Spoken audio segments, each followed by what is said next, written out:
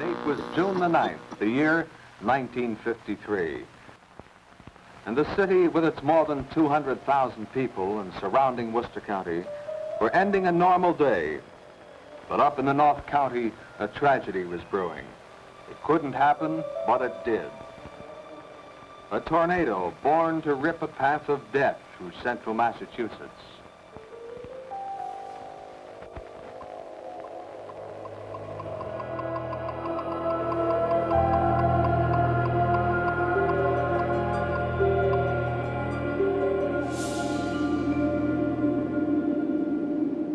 Hello and welcome to the June episode of Campus Connections.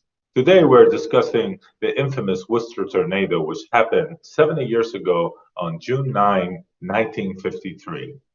For this story, we're going to turn over to our special field correspondent and resident historian and tornado expert, Michael Stevenson, coordinator of library collections development here at QCC, as well as one of the survivors from that day. I hope you enjoyed this special episode of Campus Connections. Hi, I'm Michael Stevenson, coordinator of library collection development here at QCC. Today we're at the Worcester Tornado Memorial on the grounds of Quinsigamond Community College. This was built to honor the people whose lives were lost on that awful day. And I'll be speaking with a survivor, Mr. Lee F. Bartlett, who has kindly agreed to share his experiences. He was 7 years old. We're taking a closer look at the tornado that hit Worcester 70 years ago this June. There weren't nearly the number of weather monitoring systems we have now. This tornado can claim to be about the third ever captured in our country on radar. Took a route pretty directly from the Berkshires through Worcester County and pretty much petered out in the Southborough area. It has a tangled history, this tornado with Quinsig. This was Assumption College, and it was essentially destroyed. What is now the Quinsig Administration Building had its top 2 or 3 floors sheared off. It was one tough building, and the tornado acted like a knife going through butter. 2, 3, or 4 members of the Assumption community, I believe 1 priest and 2 or 3 nuns were killed. I was a second grader at Thorndike Road School, which is the next neighborhood over from here. As we came home, I was conscious of wind blowing through the telephone wires when the patrol line broke, and I walked toward home. I brought with me my summer assignment. Miss Salmonen had confided in me, or the fact she thought I could take care of her very special aloe vera plant, and I was to bring it home, care for it, and then bring it back to school in the fall. I remember we had not gotten our school pictures, and in fact I didn't get mine until about 30 years later when I ran into her. Dad and I went down to Britain Square to visit his folks. The sky had literally become almost as black as my sports coat, but decided that he would drive that mile back home since my mother was home. I was an only child for yet another year. And as we came up by what is now Burncoat Middle and Senior High, the wind started blowing, was uprooting trees down in the area to our left as we came up Burncoat Street. And I remember one of the trees scraping the top of the car as we drove by. The aloe vera did survive. Oh, that's good to hear. But my tree house that we had built did not survive. Sorry to hear that. But more seriously, I can remember bolting from the car when Dad couldn't drive any further, and people were already coming up Clark Street in that whole area, many of them covered with blood, and a couple of my classmates' names are on the stone. It was a different world, and for a 7-year-old, it was quite a traumatic experience.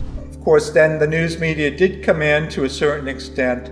The United States Senator from Massachusetts, John F. Kennedy, visited Assumption College, I believe the day after or 2 days after. His family, of course, was rich, so the Kennedy Family Foundation gave Assumption over $1 million in today's currency, which helped them repair here, but then also they were motivated to open a bigger campus over on the west side of Worcester. In the 1960s, the Commonwealth negotiated with Assumption to get this property. It was a real steal, although it was really a handyman special in real estate talk. The buildings needed a lot of work. The day I walked in, my first day on the job in spring of 2003, I was surrounded by stained glass. My little cubbyhole was located in the administration building. Assumption authorized these tributes in stained glass to the victims of the tornado. It was very touching, walking in the morning and having the sun coming through them. I learned about the agreement between the state and Assumption to eventually get them back to Assumption. That happened perhaps a dozen years ago. They were all labeled in French. Each one had a caption. I recall the one dedicated to the clergy, the priests and nuns who had perished, with the French caption of "In memory of our late beloved ones."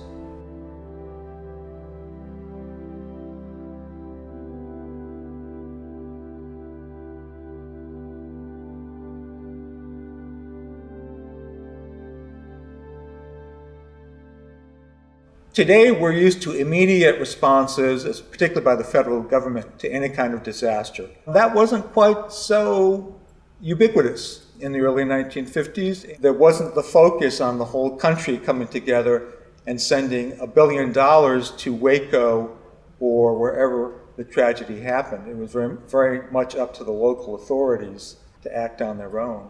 We had no power, but because we had what was called bottled gas, Mom could cook supper. But the word got out, Bartlett's, you could come in and cook there. And Dad made such a sign. His mother had been an air raid warden during the Second World War, and so she still had her civil defense armband and her pith helmet. The soldiers who were on duty, even late that afternoon, made way for her as she came through with a picnic basket that she was bringing up to us so that we'd have something to eat for the night. We were told that President Eisenhower was going to fly over, but I remember an airplane that kind of went like this, as if to say, I am he, and so we assumed it was President Eisenhower. Truly, the outreach of people, as Michael was saying, was spectacular. That's great. So it sounds like you survived, Worcester survived, Central Massachusetts survived with a lot of hard work. I came across about a week and a half ago a suitcase that was filled with all the newspapers from June of 1953, and I was pleased to be able to donate those contents to Quinsigamond Community College, and that was a pleasure to know that they're going to be a place where they're certainly going to be treasured, and that's important as well. They're now public documents. Thank you for that donation. It was a treasure. I'll never forget that day. Hurricanes were considered a tropical storm, a Florida storm, a Louisiana storm. They didn't happen that much up here. And this storm literally came out of the blue. And now we have to worry about how often they'll be happening in the years to come with climate change. We need to know the past in order to prepare us to take on the future. I still can feel every once in a while what we as kids called tornado days. The weather would be such, the humidity was such, the winds were such. Among ourselves, we would have said that it feels like a tornado day. We have to be prepared. So many things were not applicable for a place trying to survive tornadoes. Our architecture did not integrate what had been learned over the years for wind resistance. In that sense, constantly reviewing and updating building codes, which Quinsig people can contribute to. Our professors in the areas of engineering, our students in the areas of engineering, physics, etc. I'm certainly very pleased that the people, not only of my neighborhood, but of the county, from one end to the other, certainly found out they could help each other, and definitely did so. Well, again, thank you so much for sharing your experiences with us. This is a first-hand look at history connected to Quinsig. Please check your emails for the next episode of Campus Connections, and stay safe.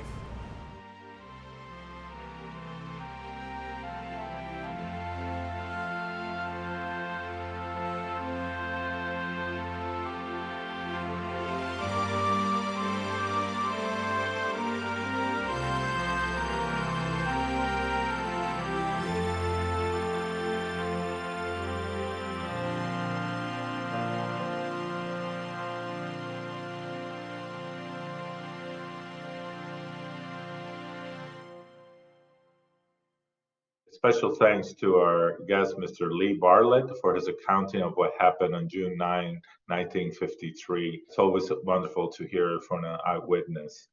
Until next time, I'm President Luis Pedraja, and this is Campus Connection.